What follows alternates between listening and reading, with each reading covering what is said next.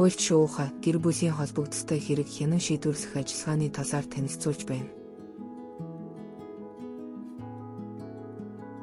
Монгол Улсын шүүхийн тухай хуулийн 15 дугаар зүйлийн 15-ын 3, 15-ын 4 дахь хэсгийг үндэслэн Улсын дээд шүүхийн иргэний хэргийн танхимаас 2007 оны 12 дугаар сарын 17-ны өдөр иргэний хэрэг шүүхэд хянан шийдвэрлэх тухай хуулийн 125-аас 132 дугаар зүйл, иргэний болон гэр бүлийн тухай хуулийн холбогдох зүйл заалтыг хэрэглэхэд анхаарах зарим асуудлын талаар мэргэжлийн аргачлал олгох зорилгоор зөвлөмж гаргасан. Гэр бүлийн холбогдолтой хэрэг хянан шийдвэрлэх ажиллагааг зохицуулсан хуулиудын холбогдох зүйл заалтыг шүүхийн практикт зөв тайлбарлан хэрэглэж чадаагүй. Энэ төрлийн хэргийг хянан шийдвэрлэхэд хуулиар тусгаалan тогтоосон журмыг баримтлаагүйгээс шүүхийн практикт цөөнгүй алдаа гарч байгаатай холбоотой юм. Монгол Улсын дээд шүүхийн зөвлөмж.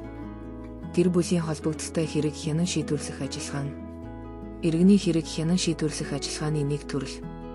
Шүүх гэр бүлийн эрх зүйн харилцаанаас үүссэн маргаантай хэргийг хянан шийдвэрлэхдээ иргэний хэрэг шүүхэд хянан шийдвэрлэх тухай хуулийн үндсэн зарчим нийтлэг журмыг баримтлана.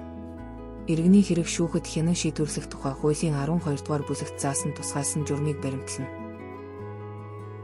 Гэр бүлийн холбогдолтой хэрэг хянан шийдвэрлэх ажиллагааг хуульд бүлэг болгон тусгай хэм хэмжээгээр зохицуулсан зорилго нь хүүхдийн эрх ашгийг хамгаалахад чиглэгдсэн. Нийгмийн үндсэн нээж болох гэр бүлийг бат бэх эрх зүйн байдлыг нь тодорхой, гэр бүлийн гишүүдийн, ялангуяа хүүхдийн эрх ашигын хамгаалалт найдвартай байх. Гэр бүлийн эрх зүйн харилцаа нь иргэний эрх зүйн харилцаанаас ялгаатай. Уг харилцаа нь эд хөрөнгийн шинжээр тодорхойлогддоггүй. Тухайн харилцааны талуудад эд хөрөнгийн ашиг сонирхол байдаг хэдий ч тэр нь зөвхөн гэр бүлийн гишүүн гэсэн байдалтай салшгүй холбоотой байдаг. Гэр бүлийн эрх зүйн харилцааны оролцогч болох хүүхэд тухайн харилцааны субъект, мөн объект болдог онцлогтой. Хэрэг хянан шийдвэрлэх ажиллагааг иргэний хэрэг шүүхэд хянан шийдвэрлэх тухай хуулийн нийтлэг зохицуулалтаас өөрөөр тусгаалan явуулахаар заасан байдаг. Гэрлэлт цуцлуулах тухай нэхэмжлэлийг хүлээн авах. Шүүхийн харьяаллыг тодорхойлох. Гэрлэгчдийн эд хөрөнгийн буюу тэжээн тэтгэх гэрээг биелүүлэх арга. Гэр бүлийн холбогдолтой хэрэг хянан шийдвэрлэх өөрчилсөн арга хэмжээ авах, түүнийг өөрчлөх, хүчингүй болгох, дуусгуур болгох зэрэг юм. Гэр бүлийн холбогдолтой хэрэг хянан шийдвэрлэх. Гэр бүлийн эрх зүйн харилцаанаас үүссэн маргааныг энэ бүлэгт өөрөөр заагаагүй бол энэ хуульд заасны дагуу ердийн журмаар шийдвэрлэнэ. Эвлэрүүлэн зуучлалын тухай хуулийн 28 дугаар зүйлс заасан үндслэлээр эвлэрүүлэн зуучлал дуусгуур болж шүүхэд нэхэмжлэл гаргасан бол энэ хуульд заасны дагуу шүүх ердийн журмаар шийдвэрлэнэ. Энэ хуулийн 125-ын 2-т заасан үндслэлээр хэргийг ердийн журмаар хянан шийдвэрлэх явцад эвлэрүүлэн зуучлах ажиллагааг дахин явуулж болно. Эвлэрүүлэн зуучлал дуусгуур болох. Талуудын хүсэлт болон эвлэрүүлэн зуучлагчийн санаачлагаар дурдсан үндслэлээр эвлэрүүлэн зуучлалын ажиллагааг дуусгуур болгож болно. Аль нэг тал эвлэрүүлэн зуучлах ажиллагаанд оролцоогүй. Уулзалт ярилцлагуудаа дараа хангалттай үр дүнд хүрээгүй, цаашид үр дүнд хүрэхгүй нь ойлгомжтой болсон буюу эвлэрүүлэн зуучлал амжилтгүй болсон.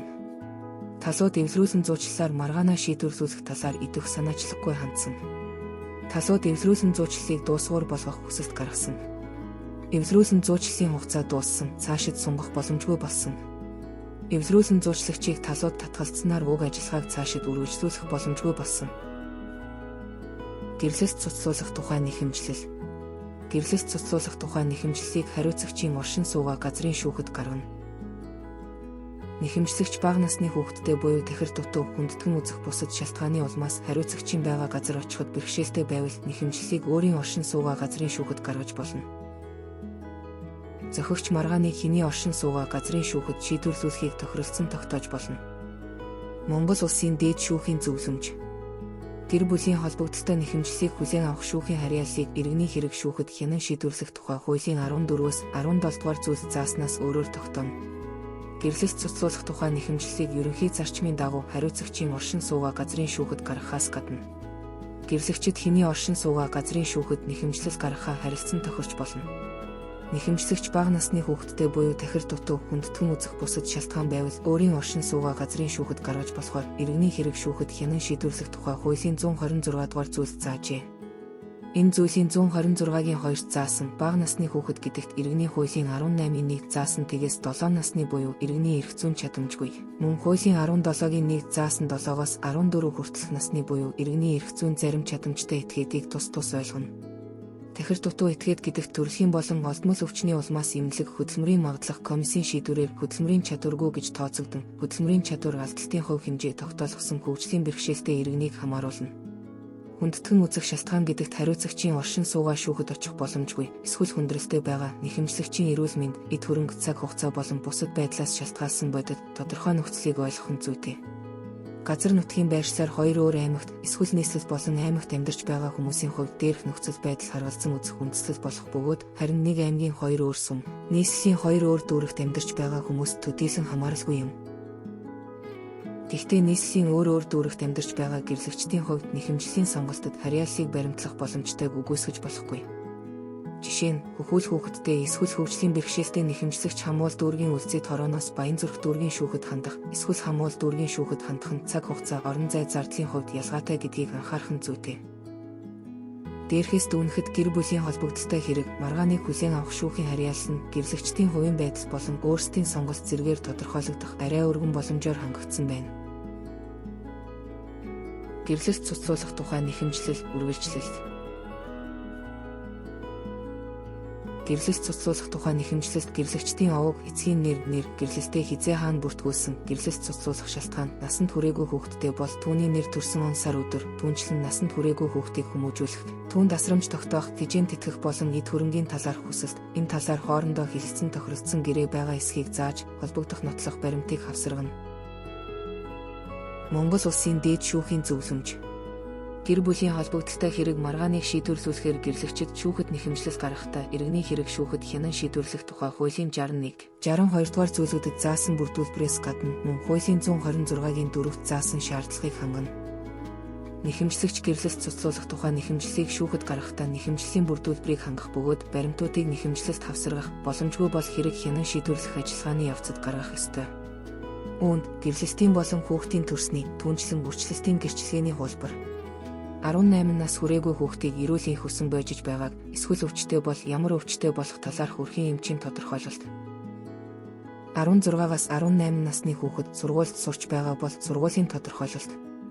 Гэрлэгчид эд хөрөнгийн буюу тижээн тэтгэх гэрээ байгуулсан бол гэрээний 1%. Эд хөрөнгийн маргаантай бол гэр бүлийн дундын эд хөрөнгө болон хуваарьт өмчийн жагсаалт гэх мэт хэрэгт ач холбогдол бүхий нотлох баримт орно. Тэтгэвэр гаргуулах ба гэрлэгчдийн дундын эд хөрөнгө хуваах. Гэрлэлт цуцлах үед эхнэр буюу нөхөр нь хүнд өвчтэй, хөдөлмөрийн чадваргүй, эдийн засгийн хувьд зайлшгүй туслалцаа шаардлагатайгаас тэтгэвэр гаргуулах, хамтран өмчлөх дундын эд хөрөнгө хуваах, насанд хүрээгүй хүүхдийг хэний асрамжинд үлдээх талаар гарсан маргааныг шүүх гэрлэлт цуцлах нэхэмжлэлтэй хамт шийдвэрлэж болно. Гэрлэгчдийн эд хөрөнгийн буюу тижээн тэтгэх гэрээг биелүүлэх тухай шүүгчийн захирамж гаргах.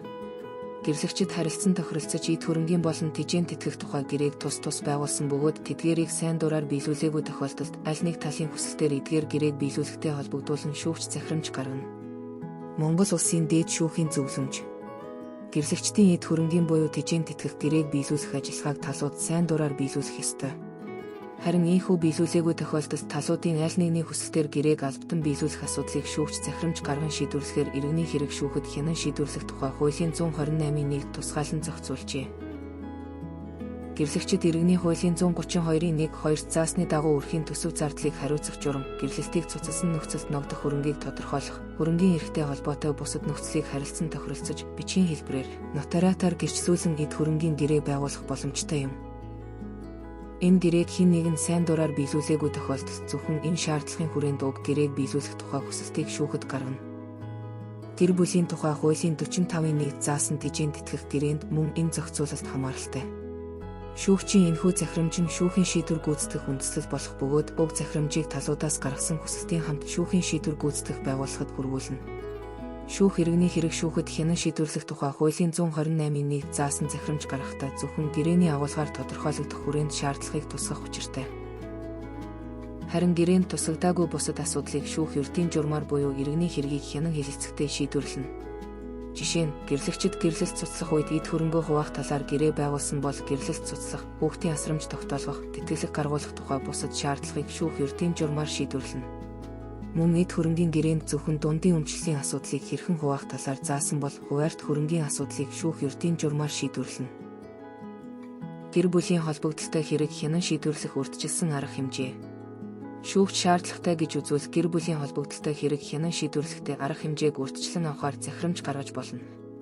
Насанд хүрээгүй хүүхэд болон хөдөлмөрийн чадваргүй эцэг эхийг тэжээнд итгүүлэх. Насанд хүрээгүй хүүхдийг эцэг эхийн хэн нэг дээр байлгах. Гэрлэгчдийг тусдаа амьдрахыг даалгах. Гэрлэгч хэн нэгийг тэжээнд итгүүлэх.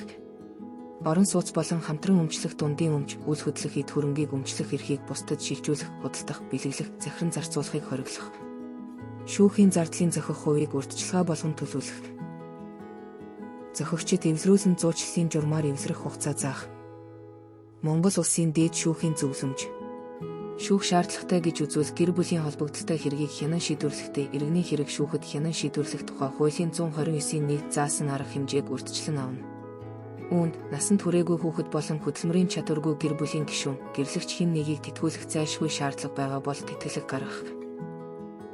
Гэрлэгчдийн хэн нэг нь хүүхдэд бие махбодын сэтгэл санааны болон эдийн засгийн дарамт байн үзүүлж байгаа. Эсвэл эцэг их гэр бүлийн маргаанаас болж хинэн ч хүүхдээ хайхарч асрамжлахгүй байгаа бол хүүхдийг аль нэг талд түр байлгах.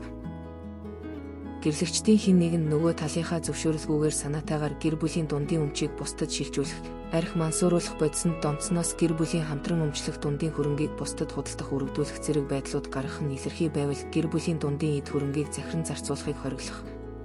Гэр бүлийн хүчирхийлэл үйлдсэн болон үйлдэж болзошгүй этгээдийг дахин хүчирхийлэл үйлдэхээс урьдчилан сэргийлэх зорилгоор хамт нэг гэрт амьдрахгүй байхыг даалгах. Иргэний хэрэг шүүхэд хянан шийдвэрлэх тухай хуулийн 132-ийн 4-т заасан нөхцөл байдал гэрлэгчдийн хооронд бий болоогүй бол шүүх мөн хуулийн 129-ийн 1-ийн 7 гэр бүлийн тухай хуулийн 14-ийн 2-т заасны дагуу 3 сар хүртэл хугацаагаар эвлэрэх хугацаа зааж өгнө. Ингэхдээ иргэний хэрэг шүүхэд хянан шийдвэрлэх тухай хуулийн 8-р зүйлд зааснаар шүүгч захирамж гарган хэрэг хянан шийдвэрлэх ажиллагааг төлөвлөзүүлнэ. Гэр бүлийн холбогдолтой хэрэг маргааныг хянан шийдвэрлэхэд урьдчилсан арга хэмжээ авсан шүүгчийн захирамжийг гэрлэгчдийн хүсэлтээр өөрчлөх буюу хүчингүй болгож болно. Энэ тохиолдолд хэргийг хянан шийдвэрлсэн шүүхийн шийдвэр гарснаар уг ажиллагаа дуусгуур болно. Иргэний хэрэг шүүхэд хянан шийдвэрлэх тухай хуулийн 129-ийн 1 заасан гэр бүлийн холбогдолтой хэрэг хянан шийдвэрлэх урьдчилсан арга хэмжээ нь ижил төрлийн харилцааг зохицуулж буй мөн хуулийн 69-р зүйлийн шүүхээс гарах шийдвэрийн биелэлтийг баталгаажуулах арга хэмжээтэй ижил ойлголт хэдий ч хуулийн 129-ийн 1 заасан арга хэмжээг хэргийн оролцогчийн хүсэлтээр эсвэл шүүхийн санаачлагаар шүүх хуралдааны өмнө хэрэгжүүлдэг бол 69-ийн 1 заасан арга хэмжээг зөвхөн нэхэмжлэгчийн хүсэлтээр авдаг уг арга хэмжээ шүүхийн шийдвэр хүчин төгөлдөр үйлчилж эхэлснээр дуусгуур болдгоор ялгаатай байна. Гэр бүлийн холбогдолтой хэрэг хянан шийдвэрлэх урьдчилсан арга хэмжээг өөрчлөх, хүчингүй болгох, дуусгуур болгох.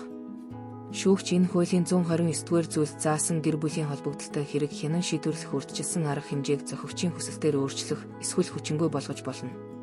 Гэр бүлийн холбогдолтой хэрэг хянан шийдвэрлэх урьдчилсан арга хэмжээг дуусгуур болсонд тооцох нөхцөл. Гэрлэгчид эвлэрч шүүгч эвлэрлийг батлсан захирамж гаргаж хэргийг хэрэгсэхгүй болгосон. Гэрлэлт цуцлах, тэжээнд тэтгэхтэй холбогдсон хэргийг хянан шийдвэрлсэн шүүхийн шийдвэр гарсан. Гэрлэгчид шүүх хуралдаанд ирэх. Зохигчийн төлөөлөгч буюу өмгөөлөгч хэрэг хянан шийдвэрлэх ажиллагаанд оролцож байгаа ч гэсэн гэрлэгчид өөрсдөө шүүх хуралдаанд ирэх үүрэгтэй. Гэрлэгчдийн хэн нэг нь хүндэтгэн үзэх шалтгаанаар ирээгүй бол шүүх хуралдааныг хойшлуулж болно. Гэрлэгчид 2 дахь удаа хүндэтгэн үзэх шалтгаангүйгээр ирээгүй бол хэргийг хариуцагчийн байхгүйд хянан шийдвэрлэж болно. Харин нэхэмжлэгч ирээгүй тохиолдолд нэхэмжлэлийг буцаана. Хүндэтгэн үзэх шалтгаанаар өөрийгөө байхгүйд хэрэг хянан шийдвэрлэхийг хүсч энэ тухай бичгээр мэдэгдсэн бол нэхэмжлэгчийг оролцуулалгүй шүүх хуралдаанаар нэхэмжлэлийг хянан шийдвэрлэнэ. Монгол улсын дээд шүүхийн зөвлөмж. Гэрлэлт цуцлуулах тухай нэхэмжлэлтэй хэргийн зохигчид шүүх хуралдаанд ирээгүйгээс гарах холбогдлыг иргэний хэрэг шүүхэд хянан шийдвэрлэх тухай хуулийн 131-р зүйлд зохицуулсан бөгөөд энэ ажиллагаа нь иргэний хэрэг хянан шийдвэрлэх ажиллагааны ижил харилцааг зохицуулдаг мөн хуулийн 100-р зүйлд зааснаас өөр агуулгатай байна. Гэр бүлийн холбогдолтой хэрэг маргааныг шүүх хуралдаанаар шийдвэрлэхэд гэрлэгчдийн итгэмжлэгдсэн төлөөлөгч өмгөөлөгч оролцож байсан ч гэрлэгчид шүүх хуралдаанд өөрсдөө хүрэлцэн ирэх үүрэгтэй нь тухайн хэргийн онцлогтой. Өөрөөр хэлбэл гэрлэгчдийн хувийн амьдрал, үр хүүхдийн эрх ашиг цаашид хэрхэн амьдрах нь зөвхөн хувь хүний хэмж шилжүүлэх боломжгүй эрх, хүсэл зоригтой холбоотойгоос гадна гэрлэгчид ичнээгээр гэрлэх боломжгүй байдгийн адил цуцлах асуудалд ч мөн биеэр оролцох шаардлагаас урган гарчээ. Тийм учраас гэрлэгчдийг байлцуулахгүйгээр тухайн төрлийн хэргийг шийдвэрлэхгүй байхыг зорилго болгож, иргэний хэрэг шүүхэд хянан шийдвэрлэх тухай хуулийн 131-ийн 3-т гэрлэгчид 2 дахь удаа хүндэтгэн үзэх шалтгаангүйгээр ирээгүй бол хэргийг хариуцагчийн байхгүй, харин нэхэмжлэгч ирээгүй бол нэхэмжлэлийг буцаах тухай тусгай зохицуулалтыг хийсэн байдаг. Харин хүндэтгэн үзэх шалтгаанаар өөрийгөө байхгүйд хэрэг хянан шийдвэрлэхийг хүсэж, энэ тухай шүүхэд бичгээр мэдэгдсэн бол зөвхөн нэхэмжлэгчийн хувьд түүнийг оролцуулахгүйгээр шүүх хуралдаан хийж болно. Шүүх ийм зохицуулалтыг хэрэглэхдээ туйлын анхааралтай хандах учиртай. Ямар тохиолдлыг хүндэтгэн үзэх шалтгаан гэж үзэх вэ? Жишээ нь, гадаадад эсвэл өөр орон нутагт удаан хугацаагаар оршин сууж байгаа хүнд өвчний улмаас шүүхэд хүрэлцэн ирэх боломжгүй гэх мэт шалтгаан байж болно. Гэхдээ энэ байдал нотлох баримтаар тогтоогдсон байх шаардлагатай. Гадаадад оршин сууж байгаа нэхэмжлэгчийн хувьд бичгээр гаргасан дээрх хүсэлт нь тухайн улсын нотариатын байгууллага эсвэл тухайн улсад байгаа өөрийн улсын консулын байгууллагаар баталгаажсан байна. Түүнээс гадна нэхэмжлэгчээс төлөөлөгчөд өгсөн итгэмжлэл нь иргэний хуулийн 64-ийн 2-т заасан шаардлагыг хангасан байна. Харин дээрх зохицуулалт хариуцагчид хамааралгүй бөгөөд түүнийг байхгүйд хэрэг хянан шийдвэрлэх боломжийг иргэний хэрэг шүүхэд хянан шийдвэрлэх тухай хуулийн 132-ийн 3-т заасан боловч энэ заалтыг хариуцагч хүндэтгэн үзэх шалтгаангүйгээр шүүх хуралдаанд 2 дахь удаа ирээгүй тохиолдолд шүүх хэрэглэх нь зүйтэй юм. Гэрлэлт цуцлах тухай хэрэг хянан шийдвэрлэх. Шүүх хэргийг хянан шийдвэрлэхдээ гэрлэлт цуцлах болсон шалтгааныг тогтоох ба гэрлэгчдийг эвлэрүүлэх бүх талын арга хэмжээг авна. Энэ хуулийн 132-ийн 1-т заасан эвлэрүүлэх арга хэмжээг зөвхөн нэг удаа хэрэглэнэ. Шүүхээс гадуур урьдчилан шийдвэрлэх журмын дагуу явуулсан эвлэрүүлэн зуучлах ажиллагаа амжилтгүй болсон байх нь шүүхэд иргэний хэрэг үүсгэснээс хойш гэр бүлийн маргааны талаар эвлэрүүлэн зуучлах ажиллагаанаас татгалзах үндэслэл болохгүй. Гэрлэгчид эвлэрүүл шүүгч эвлэрлийг баталсан захирамж гаргаж хэргийг хэрэгсэхгүй болгоно. Харин гэр бүлийн тухай хууль заасны дагуу гэрлэгчид эвлэрэх боломжгүй буюу гэрлэгчдийн хэн нэгний байнгын хүчирхийлэл дарамтаас болж гэр бүлийн гишүүдийн амь нас, эрүүл мэнд болон хүүхдийн хүмүүжилт ноцтой аюул, хор уршиг учирч болцсошгүй. Эсвэл учирсан нь тогтоогдсон бол шүүгч энэ хуулийн 132-ийн 1-т заасан арга хэмжээг авалгүйгээр гэрлэлтийг цуцалж болно. Гэрлэгчид шүүхээс эвлэрүүлэх арга хэмжээ авсан хугацаанд эвлэрээгүй бол шүүгч гэрлэлтийг цуцлах шийдвэр гаргана. Шүүгч гэрлэлт цуцлах тухай шийдвэр гаргахдаа хүүхдийг цаашид хүмүүжүүлэх талаар гэрлэгчдийн хооронд хэлэлцэн тохирсон зүйл байхгүй бол хүүхдийг эцэг буюу хин хэний насрамжид үлдээх, хамтран өмчлөх дундын өмчийг хуваах, хүүхдийн тэтгэлэг гаргуулах болон орон сууцны маргааны асуудлыг нэхэмжлэлийг үндэслэн хянан шийдвэрлэнэ. Хууль заасан бол гэрлэлт цуцлахыг бүртгэхэд хураах улсын тэмдэгтийн хураамжийн хэмжээг шүүх тодорхойлж, түүнийг гэрлэгчдийн хэн нь ямар хэмжээгээр төлбөл зохихыг тогтооно. Шүүх нэхэмжлэлийг хангуул гэрлэлт цуцлах тухай шийдвэр гаргана. Монгол улсын дээд шүүхийн зөвлөмж. Иргэний хэрэг шүүхэд хянан шийдвэрлэх тухай хуулийн 132-ийн 1-т заасны дагуу гэрлэгчдийг эвлэрүүлэх арга хэмжээг эхний ээлжид авах шаардлагатай. Энэ зүйл заалтад заасан гэрлэгчдийг эвлэрүүлэх бүх талын арга хэмжээ авна гэдэгт гэрлэгч тус бүртээ ганцаарчлан уулзах, зөвлөгөө өгөх, гэрлэлт цуцлуулах болсон шалтгааныг наривчлан судалж, үндэслэлтэй эсхийг тогтоох, гэрлэлт цуцлуулснаас үүсэх сөрөг үр дагавар, хүүхдийн эрх ашиг, хүмүүжилт муугаар нөлөөлөх байдлуудыг таниулан ойлгуулах, шаардлагатай тохиолдолд сэтгэл судлаач, сургууль хүмүүжүүлэгчдийг татан оролцуулах зэрэг гэрлэгчдийг эвлэрүүлэхэд чиглэсэн бүхий л ажиллагааг явуулж болох юм. Иргэний хэрэг хянан шийдвэрлэх ажиллагаан дах шүүхийн хөндлөнгийн байр суурь тухайн төрлийн хэргийг хянан шийдвэрлэхэд арай өөр агуулгатай болох юм. Шүүх талуудын хэний ч талд үйлчлэхгүй, зөвхөн хуульд захирагдах зарчим хэвээр боловч гэр бүл, хүүхдийн эрх ашигын үүднээс процессын ажиллагаанд бусад хэрэгт гаргадаггүй идэвхтэй байр суурьтай байна. Энэ байр сууриас хэрэг хянан шийдвэрлэх ажиллагаа явуулахдаа хуульд заасан зарчим, журмыг чандлан баримтлах учиртай. Гэрлэгчид шүүхээс өгсөн хугацаанд эвлэрсэн эсхээс үл хамааран хугацаа дуусмагт шүүх санаачлагаараа хэрэг хянан шийдвэрлэх ажиллагааг сэргээнэ. Үүний дараа зохигчид эвлэрээгүй бол иргэний хэрэг шүүхэд хянан шийдвэрлэх тухай хуулийн 132-ийн 5-д зааснаар гэрлэлт цуцлах тухай шийдвэр гаргана. Харин зохигчид эвлэрсэн бол иргэний хэрэг шүүхэд хянан шийдвэрлэх тухай хуулийн 106-гийн 5, 132-ийн 3-т зааснаар эвлэрлийг баталж хэргийг хэрэгсэхгүй болгоно. Гэрлэлтийг шүүхийн журмаар цуцлах. Гэрлэгчдийн хэн нэгний байнгын хүчирхийлэл дарамтаас болж гэр бүлийн гишүүдийн амь нас, эрүүл мэнд болон хүүхдийн хүмүүжилт ноцтой хохирол учирч болцсошгүй. Эсвэл учирсан нь тогтоогдсон бол шүүх энэ хуулийн 14-ийн 2-т заасан эвлэрүүлэх арга хэмжээ авахгүйгээр гэрлэлтийг цуцлана. Монгол улсын дээд шүүхийн зөвлөмж. Гэр бүлийн тухай хуулийн 14-ийн 4-т заасны дагуу гэрлэгчид эвлэрэх боломжгүй гэж шүүх үзсэн бол эвлэрүүлэх хугацаа өгөхгүйгээр гэрлэлтийг цуцалж болохоор заажээ. Гэрлэгчид эвсрэх боломжгүй гэдг нь гэрлэгчид цаашид хамтран амьдрах бодит нөхцөл байхгүй болохыг ойлгоно. Уг ойлголтод хэн нэгэн согтуурах болон мансуурах бодис байнга хэрэглэдэг, биеийн харьцаа тохирохгүй байх, гэр бүлийн гишүүдийг өөрийн иргэшээс байлгахаар хүч хэрэглэж, биед нь халдах, айлгах, зүрдүүлэх, занал хийлэх, мөрдөж мөшгөх. Гэр бүлийн дундын өмчийг дангаар захиран зарцуулах зэргээр сэтгэл санаа, бие махбод, эдийн засгийн байнгын хүчирхийлэлд дарамт үзүүлснээр гэр бүлийн бусад гишүүд, ялангуяа хүүхдэд ноцтой хор хохирол учруулсан, эсвэл учруулж болзошгүй байхыг хамааруулна. Гэрлэлтийг шүүхийн журмаар цуцлах. Гэрлэгчид энэ хуулийн 14-ийн 5 заасны дагуу тохиролцоогүй бол хүүхдийн нас, эцэг эхийн халамж, ахуйн нөхцөл бололцоо, ёс суртахууны байдал, хүчирхийлэл үйлдсэн эсхийг нь харгалзан хүүхдийг эцэг эхийн хэн нэгний асрамжид үлдээх, тэтгэлгийн хэмжээг тогтоох, хамтран өмчлөх дундын эд хөрөнгийг хуваах асуудлыг шүүх шийдвэрлэнэ. Монгол Улсын дээд шүүхийн зөвлөмж. Гэрлэгчид гэрлэлт цуцлуулах үед хүүхдийг хэн асрамжлах талаар тохиролцож чадаагүй бол шүүх гэр бүлийн тухай хуулийн 14-ийн 6 7 зааснаар хүүхдийн нас, эцэг эхийн халамж, ахуйн нөхцөл, бололцоо, ёс суртахууны байдал, хүчирхийлэл үйлдсэн эсхийг харгалзан асрамжийг тогтооно. Гэр бүлийн тухай хуулийн 21-ийн 1 хүүхэд төрснөөр эцэг эх хүүхдийн хооронд ирэх, үүрэг үүснэ. Мөн хуулийн 26 дугаар зүйлд хүүхдээ асран хамгаалахыг эцэг эхийн үүрэг гэж тус тодорхойлсон байдаг. Гэтэл шүүх хүүхдийн асрамжийн асуудлыг шийдвэрлэхдээ тухайн хүүхдийг өсгөж, хүмүүжүүлэхэд оруулсан үг эцэг эмэг эхийн оролцооны талаар дүгнэлт хийж, асрамжид авахыг хүссэн этгээд нь гадаадад удаан хугацаагаар оршин сууж байгаа. Эсвэл согтууруулах болон мансууруулах зүйл байнга хэрэгэлдэг, хүүхдтэй болон гэр бүлийн гишүүдтэй хатуу ширүүн харьцаж, хүч хэрэгэлдэг зэргийг харуулцахгүйгээр үг эцэг эмэг их гэрлэгчдийн хэний эцэг их босгоос шалтгаалсан асрамжийг шийдвэрлэдэг нь буруу юм. Түүнчлэн гэрлэлтэд бүртгүүлээгүй хүмүүсийн дундаас төрсэн хүүхдийн асрамжийн асуудал нь тэдгээрийн эцэг эх болсны хувьд идэлх эрх үүрэгтэй салшгүй холбоотой учир гэрлэлтийн баталгаатай байсан эсхээс үл хамааран шүүх энэ төрлийн маргааныг шийдвэрлэнэ. Харин гэрлэлтэд бүртгүүлсэн болон гэрлэлтэд бүртгүүлээгүй хүмүүсийн дундаас төрсэн хүүхдийн асрамжийн талаар хэн аль нь маргаагүй байгаа бол нэхэмжлийг шүүх иргэний хэрэг шүүхэд хянан шийдвэрлэх тухай хуулийн 135-ийн 2 заасны дагуу онцгой ажиллагааны журмаар шийдвэрлэнэ. Гэрлэлтийг шүүхийн журмаар цуцлах. Хүүхэд 7 ба түүнээс дээш настай бол асрамжийн асуудлыг шийдвэрлэхэд түүний саналыг харгалзан үзнэ. Монгол Улсын дээд шүүхийн зөвлөмж. Гэр бүлийн тухай хуулийн 14-ийн 7 зааснаар хүүхэд 7 ба түүнээс дээш настай бол асрамжийн асуудлыг шийдвэрлэхэд түүний саналыг харгалзан үзнэ гэсэн заалтыг шүүх хэрэгжүүлэхдээ анхааруул зохих зүйл. Хүүхдээс санал авахдаа түүний эцэг эх, өвөг эцэг эмэг эх болон төрөл садангийн хүнийг байлцуулахгүй байх нь зохимжтой.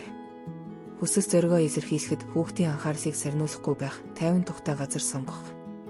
Саналыг авахд өмгөөлөгч, сургам хүмүүжүүлэгч, сэтгэл зүйч, иргэдийн төлөөлөгчдийн аль нэгийг байлцуулах нь зүйтэй. Хүүхдэд тавьж буй асуултыг зөв сонгох, ээжтэй хайртай юу, эсвэл аавдаа хайртай юу, аав ээжийн хэнийх нь зөв бэ гэх мэт хариулт өгөх боломжгүй, эсвэл хүүхдийн мэдэх ойлгох учиргүй зүйлийг асуух нь буруу. Хүүхдийн эцэг эхийнхээ аль алинд нь хайртай байх, тэдгээрийн хэнийг нь чалдахгүй байх хүслийг талуудын маргааны аль нэг талд ашигтайгаар шүүхийн шийдвэрийн үндэслэл болгох нь буруу юм. Хүүхдийн саналыг шүүхийн шийдвэрийн үндэслэл болгох талаар хуульд заагаагүй байна. Хүүхдийн асрамжийг шийдвэрлэхэд шүүх гэр бүлийн тухай хуулийн 14-ийн 6 7 заасан шаардлага үндэслэл болох учиртай. Хүүхдийн санал энэ үндэслэлийг тогтооход ач холбогдолтой нотлохооны хэрэгсэл юм. Тийм ч учраас хүүхдийн саналыг харгалзан гэж хуульд заажээ. Тэтгэлгийн хэмжээ. Хүүхдэд олгох тэтгэлгийг түүний насны байдлыг харгалзан сард нэг хүүхдэд тогтоох хэмжээ.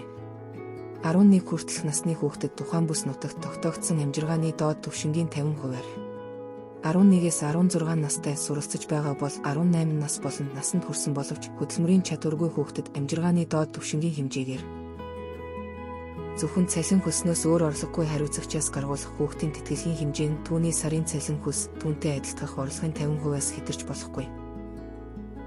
Энэ хуулийн 42 заасан цалин хөлс түүнтэй адилдах орлогын жагсаалтыг засгийн газар тогтооно. Гэрлэгчид бие түүнчлэн төрөл садангийн хүнээ тэжээн тэтгэх тэтгэлэг нь тухайн бүс нутагт тогтоогдсон амжиргааны доод түвшингийн хэмжээнээс багагүй байна. Монгол Улсын дээд шүүхийн зөвлөмж. Хүүхдийн тэтгэлгийг тогтооход шүүх гэрлэгчдийн харилцан тохирсныг, эсвэл тэтгэлэг төлөгчийн амьдрал ахуйг харгалзан үзэж, гэр бүлийн тухай хуулийн 41-1, 41-ийн 2 заасан хэмжээнээс доогуур тогтоодог нь хууль буруу тайлбарлан хэрэглэж буй алдаа юм. Хүүхдийн тэтгэлгийг хууль зааснаас доогуур хэмжээгээр авахыг тэтгэлэг аварч зөвшөөрсөн нь тэтгэлгийн хэмжээг хууль зааснаас доогуур тогтоох үндэслэл болохгүй. Тэтгэсэг нь хүүхдэд захиран зарцуулагдах ёстой тул хүүхдэд ашиггүй байдлаар харилцан тохиролцох явдал нь мухта буруу хэдий ч тэтгэсэг төсөгч авагч хоёрын ахуй амьдрал орлого өөр байхаас шалтгаалan ийхүү тохиролцохыг хуулиар хориглоогүй байна. Харин шүүх тэтгэсгийн хэмжээг хуульд зааснаас доогуур тогтоох нь буруу болно. Тэтгэсэг төсөгч авагч хоёр шүүхийн шийдвэр гүйцэтгэлийн шатанд энэ талаар тохиролцож болох юм. Тэтгэсгийн хэмжээг багасгах асуудал зөвхөн гэр бүлийн тухай хуулийн 38-7-д зохицуулагджээ. Харин энэ үндслэлээр тэтгэсэг төсөгчийг тэтгэлгээс бүрэн чөлөөлж болохгүй. Иргэний хуулийн 125-аас 133 дугаар зүйлийн Монгол улсын дээд шүүхийн зөвлөмж. Гэрлэлт цуцаснаас гэр бүлийн гишүүнд оногдох хөрөнгийг хуваах тухай нэхэмжлийн шаардлагыг шүүх иргэний хуулийн 125-аас 133 дугаар зүйлс заасны дагуу шийдвэрлэнэ. Гэрлэгчид гэр бүлийн хамтран өмчлөх дундын эд хөрөнгийн эрхээ гэрээгээр зохицуулснаас бусад тохиолдолд уг эд хөрөнгийг шүүх иргэний хуулийн 129, 130 дугаар зүйлс заасны дагуу хуваана. Иргэний хуулийн 126-гийн 2-ын 4-т гэрлэгчид гэр бүлийн гишүүний хэн нэгний нэр дээр байгаагаас үл шалтгаалan гэрлснээс хойш бий болсон бусад хөрөнгө гэр бүлийн гишүүдийн хамтран өмчлөх дундын өмчөд хамаарна гэсэн заалтыг шүүх хэрэглэхдээ энэ хууль болон бусад хуульд үүнээс илүү нэрвчилсэн зохицуулалт байгаа эсхийг судлах шаардлагатай юм. Гэр бүлийн гишүүд үл хөдлөх эд хөрөнгийг дундаа хамтран өмчлөх эрх нь бусад үл хөдлөх эд хөрөнгийн өмчлөх эрхийн адил энэ хуулийн 111 зааснаар улсын бүртгэлийн газар бүртгүүлснээр үүсэх ёстой. Гэр бүлийн дундаа хамтран өмчлөх үл хөдлөх эд хөрөнгийн хувьд өмчлөх эрх өөрөөр үүсэх журмыг иргэний хуульд заагаагүй байна. Шүүх гэрлэгчид болон гэр бүлийн гишүүдээс гэр бүлийн дундын өмч гэж маргаж байгаа үл хөдлөх эд хөрөнгийг өмчлөгчөөр болон хамтран өмчлөгчөөр хэн бүртгэгдсэн байгааг тэргүүн ээлжид анхаарах ёстой. Иргэний хуулийн 183-ийн 1-д улсын бүртгэлд бүртгүүлсэн эрхийг хэлтсийн үндсэн дээр олж авч байгаа этгээд улсын бүртгэлд бичигдсэн тэмдэглэлийг буруу ташаа болохыг мэдэж байсан эсвэл бүртгэлийг буруу ташаа гэж эсэргүүцснээс бусад тохиолдолд үнэн зөв гэж тооцно гэж зааснаас үзэхэд тухайн бүртгэлийн талаар буруу ташаа болох тухай гомдлыг энэ зүйлийн 183-ийн 3-т зааснаар бүртгэлийн байгууллагад гаргаагүй тохиолдолд тухайн бүртгэлийг үнэн зөв гэж үзэхээр байна. Гэтэл сүүлийн үед гэрлэгчдийн болон гэр бүлийн гишүүдийн аль нэг тухайн үл хөдлөх эд хөрөнгийн өмчлөгч биш атлаа өмчлөгчөөс 3 дахь этгээдтэй хийсэн хэлцлийг хүчин төвлөрдөр бус гэж тооцоолох талаар шүүхэд нэхэмжлэл гаргах болжээ. Иргэний хуулийн 126-гийн 2-т заасан гэр бүлийн дундаа хамтран өмчлөх эд хөрөнгийн тухай заалт нь зөвхөн гэрлэгчид гэр бүлийн гишүүдийн бие биедээ тавих шаардлагад хамааралтай юм. Хэрвээ гэрлэгчид болон гэр бүлийн гишүүдийн аль нэг нь тухайн эд хөрөнгийг өмчлөх эрхтэй гэж үзэж байгаа. Эсвэл гэр бүлийн гишүүнээс гарч буй тохиолдолд өмчлөгчөөр тогтоолохыг шаардах хэрэгтэй юм. Харин энэ шаардлага нь үл хөдлөх эд хөрөнгийг бусдын өмчлөлд шилжүүлэхээс өмнө тавигдсан байх учиртайг шүүх анхаарах ёстой. Харин өмчлөгчийн бусдтай хийсэн гэрээ хэлтсийн улмаас гэрлэгч гэр бүлийн гишүүдийн өмчлөх эрх зөрчигдсөн гэж үзэж байгаа бол гэр бүлийн гишүүн болон гэрлэгчээс учирсан хохирлоо шаардах эрх нь нээлттэй байна. Иргэний хуулийн 125-аас 133 дугаар зүйлийн Монгол улсын дээд шүүхийн зөвлөмжийн үргэлжлэл. Иргэний хуулийн 128-ийн 2-т гэр бүлийн гишүүдийн хэн нэг нь хамтран өмчлөх дундын өмчийн үл хөдлөх эд хөрөнгөө захиран зарцуулахдаа гэр бүлийн насанд хүрсэн гишүүний бичгээр гаргаж нотариатаар гишсүүлсэн зөвшөөрлийг авна гэсэн хуулийн зохицуулалт нь үл хөдлөх эд хөрөнгийг дундаа хамтран өмчлөх эрх үүссэн буюу улсын бүртгэлд өмчлөгчөөр бүртгэгдсэн гэр бүлийн гишүүдэд хамааралтай юм. Гэтэл шүүхэд нэхэмжлэл гаргаж байгаа тухайн этгээд нь үл хөдлөх эд хөрөнгө өмчлөгчийн эхнэр нөхөр гэр бүлийн гишүүн мөн боловч үл хөдлөх эд хөрөнгийн хамтран өмчлөх эрхийг олж аваагүй тул өмчлөгч болон 3 дахь этгээдийн байгуулсан хэлтсийг хүчин төвлөрдөр бус гэж үзэх шаардлага гаргах нь үндслэлгүй юм. Иймд шүүх иргэний хуулийн 126-гийн 2-ын 4, 128-ийн 2, 110-ийн 1 заасан зохицуулалтуудыг хооронд нь харьцуулан үзэж тухайн тохиолдолд бүрт зөв хэрэглэх учиртай болно. Гэр бүл цуцлах үед гэр бүлийн хамтран өмчлөх дундын хөрөнгийг зөвхөн гэрлэгчид бус гэр бүлийн бусад гишүүдэд хуваадаг учраас гэр бүлийн гишүүнд хэн орохыг зөв тодорхойлох асуудал чухал байдаг. Иргэний хуулийн 129-ийн 3 болон 129-ийн 4-т заасан гэр бүлийн гишүүний ойлголт өөр байгааг анхаарах нь зүйтэй. Гэр бүлийн гишүүн гэсэн ойлголтыг гэр бүлийн тухай хуулийн 3-1-ийн 4-т гэр бүлийн гишүүн гэж гэрлэгчид тэдэнтэй хамт амьдарч байгаа төрсөн дагуур үрчлэн авсан хүүхэд болон төрөл садангийн хүнийг ойлгоно гэжээ. Эндээс үзвэл иргэний хуулийн 129-ийн 3-т заасан гэр бүлийн гишүүн гэдэгт гэрлэгчид тэдгээрийн төрсөн дагуур үрчилсэн хүүхдүүдийг багтаасан бол мөн зүйлийн 129-ийн 4-т заасан гэр бүлийн гишүүн гэдэгт гэрлэгчид тэдгээрийн хүүхдүүд орохгүй харин гэр бүлийн бусад гишүүн болох төрлийн болон садангийн буюу гэрлэгчдийн эцэг их, өвөг эцэг эмэг их, ач зээ, мөн ах эгч дүү, авав наац тэдгээрийн хүүхэд байж болох юм. Гэхдээ энэ тохиолдолд анхаарах гол зүйл бол эдгээр хүмүүс хөрөнгө бий болох үед гэрлэгчдтэй байнгын хамтын амьдралтай байсан тул гэр бүлийн дундын хөрөнгийг бий болгоход хувь нэмэр оруулсан байх явдал юм. Хамтын амьдралтай буюу гэр бүлийн харилцаатай байсан хүмүүсийн хооронд үүссэн эд хөрөнгийн маргааныг иргэний хуулийн 12 дугаар бүлэгт заасан гэр бүлийн хөрөнгийн эрхийг зохицуулсан зүйл заалтаар шийдвэрлэхгүй. Харин тодорхой этгээдүүдийн дундын өмчлөлийн эд хөрөнгийн харилцааг зохицуулсан энэ хуулийн 108, 119-р зүйлүүдэд заасны дагуу шийдвэрлэнэ. Гэрлэлт цуцлах, хүүхдийн асрамж болон тэтгэлэг тогтоолгох нэхэмжлэлтэй хэргийг зөвхөн шүүх хураалтаараар шийдвэрлэх шаардлагатай бөгөөд энэ шийдвэр нь эрх зүйн харилцааг үүсгэх, дуусгуур болгох ач холбогдолтой. Улмаар иргэний гэр бүлийн байдлын улсын бүртгэлд тусгагддаг учир эдгээр хэргийг иргэний хэрэг шүүхэд хянан шийдвэрлэх тухай хуулийн 74, 75-д зааснаар хэлбэршүүлсэн журмаар хянан шийдвэрлэхгүй. Хүүхдийн эцэг эхийг шүүхийн журмаар тогтоох. Эцэг эхийг тогтооход хариуцагч хүүхдийн эцэг эхтэй ирэмийн харилцаатай байсныг нотлох баримт, эмнэлгийн шинжилгээ, бусад баримтыг үндэслэнэ. Монгол Улсын дээд шүүхийн зөвлөмж. Гэр бүлийн тухай хуулийн 23-д хүүхдийн эцэг эхийг тогтооход хариуцагч хүүхдийн эцэг эхтэй ирэмийн харилцаатай байсныг нотлох баримт, эмнэлгийн шинжилгээ, бусад баримтыг үндэслэн гэснээр шүүх хүүхдийн биологийн эцэг эх хэн болохыг тогтооно. Шүүхийн практикт хүүхдийн эхийг тогтоох шаардлага гардаггүй бөгөөд харин эцэг тогтоох нэхэмжлэл шүүхэд цөөнгүй гардаг. Хүүхдийн эцэг биш гэж хариуцагч маргаж байгаа тохиолдолд зохиогчдын хүсэлтээр шүүгч захирамж гаргана. Эцэг тогтоох шинжилгээ хийлгэхээр шүүхийн шинжилгээний үндэсний төвийн шүүх эмнэлгийн хэлцийг шимжээчээр томилно. Шүүхийн шинжилгээний үндэсний төвийн шүүх эмнэлгийн хэлтэсгүний геномын шинжилгээг эцэг эх, хүүхдийн цус шүс, шүсний арчтас, үснээс авч хийнэ. 2007 оноос шүүх эмнэлгийн хэлтсэн эцэг тогтоох шинжилгээг Америкт үйлдвэрлэсэн Винета аппаратаар олон үзүүлэлтээр хийж байгаа бөгөөд дүгнэлтийн магадлал 99.9% болжээ. Хүүхдийн эцэг нас барсны дараа эцэг тогтоох нь нэхэмжлэгчид эрх зүйн мөр дагуур үүсгдэг. Түүний эрх ашигтай холбоотой байхад шүүх нийгмийн даатгалын байгууллагын шаардлагаар хүүхдийн эцэг эхийг хамтын амьдралтай байсныг тогтоож байгаа нь хууль зүйн үндэслэлгүй бөгөөд тухайн төрлийн хүсэлт гаргах эрхгүй этгээд нэхэмжлэл гаргаж буй. Анхаарах нь зүйтэй. Хүүхдийн эцэг эхийг захиргааны журмаар тогтоосон бөгөөд захиргааны энэ ажиллагаа шийдвэрийн талаар хуульд заасан журмын дагуу гомдол гараагүй. Захиргааны байгууллагын уг шийдвэр хүчин төгөлдөр байгаа тохиолдолд шүүхийн журмаар хүүхдийн эцгийг дахин тогтоох шаардлагагүй. Хуульч шуухай иргэний хэрэг шүүхэд хянан шийдвэрлэх тухай хуулийн 12 дугаар бүлэг гэр бүлийн холбогдолтой хэрэг хянан шийдвэрлэх ажиллагааны талаар танилцууллаа. Хуульч шуухайтай хамт гэр бүлийн эрх зүй судлаарай. Хамтдаа хөгжицгөөе.